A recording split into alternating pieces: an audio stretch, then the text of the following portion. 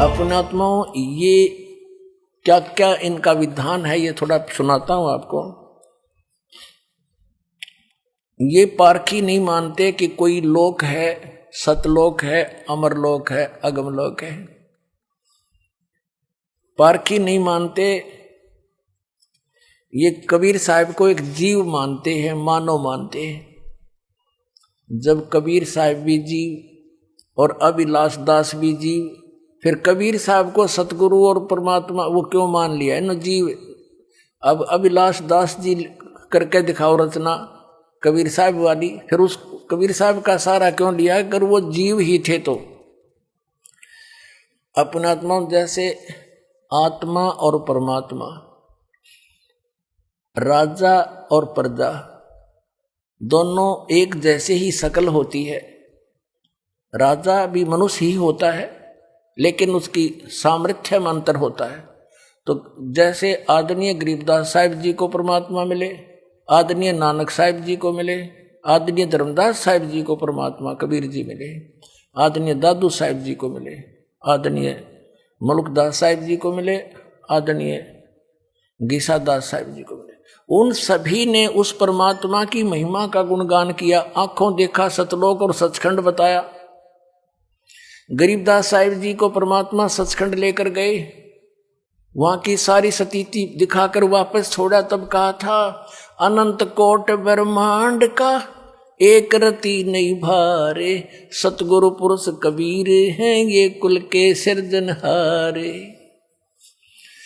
आदरणीय रामानंद जी को परमात्मा सचखंड लेकर गए थे और फिर उसी तरह वापस छोड़ा, तब उसने कहा था दोहू ठोर है एक तू भया एक से दो, गरीबदास हम कारणे तुम उतरे हो मगजो। बोलत रामानंद जी सुनो कबीर करतारे, गरीबदास सब रूप के तुम ही सृजनहारे। और कबीर परमेश्वर ने खुद कहा है कि ए स्वामी सृष्टा में यानी सबका रचनहार मैं हूं और सृष्टि हमरे तीर, गरीबदास अधर बसू अवगत सत कबीर।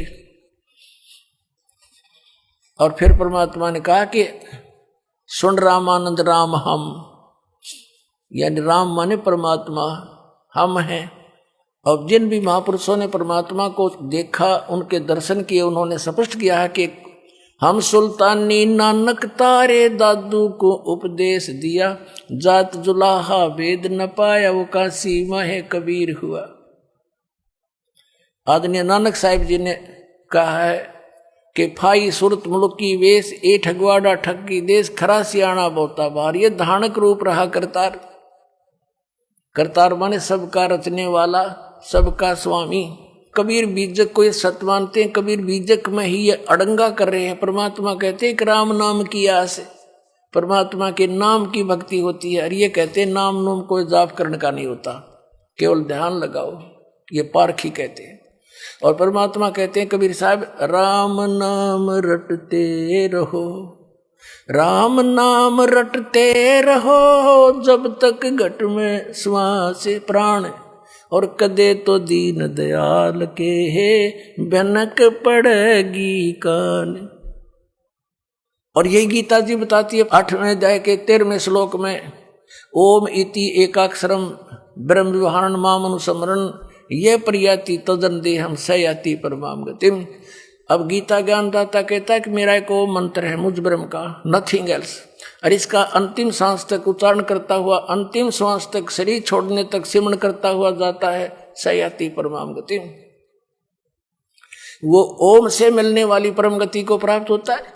और ये गीता जी को सत्य भी मानता है अभिलाष दास जी, और कहता नाम जाप करने का है ही नहीं इसमें, वो तेरे की। तो पुण्यात्माओं, ऐसे अज्ञानी के साथ भी और लाखों लोग चिपक गए बोली आत्मा, क्योंकि इनको ज्ञान नहीं। तो दास चाहता है कि सबको मास्टर बना दूं और छोड़ दे इन जीवन नाशकों को। ये तो परमात्मा के मार्ग में कीड़े हैं, दीमक समझ लो। ये भक्ति का नाश कर रहे हैं, जीवों के मनुष्यों के जीवन का नाश कर रहे हैं। तो इस ज्ञान से परिचित होकर प्राणी उन आत्माओं अपने आप छोड़ के आओगे नकलियों को और सतलोक आश्रम वाला माँ के कल्याण करवाएंगे। बोलो सतगुरुदेव।